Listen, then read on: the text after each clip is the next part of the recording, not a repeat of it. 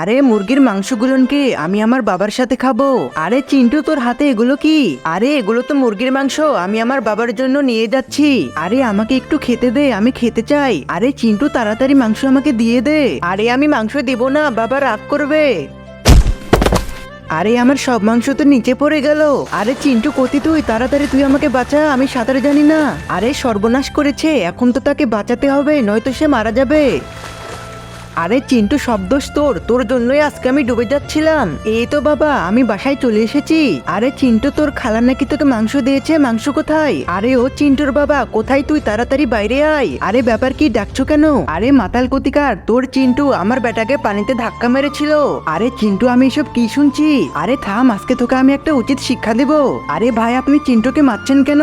আগে তার কাছ থেকে কথাটা একবার শুনে নিন। আরে চিন্টু কি হয়েছে আমাকে বলো। আরে কান্না করো না, তুমি আমাকে সব কথা খুলে বলো। আরে খালামণি এই ছেলেটা ডুবে যাচ্ছিল, আমি তাকে বাঁচিয়েছি, কিন্তু এখন সেই ছেলেটা আমারই দোষ দিচ্ছে। আরে বাবু চিন্টু কি সত্যি কথা বলছে? জি আম্মু, সে সত্যি কথাই বলছে।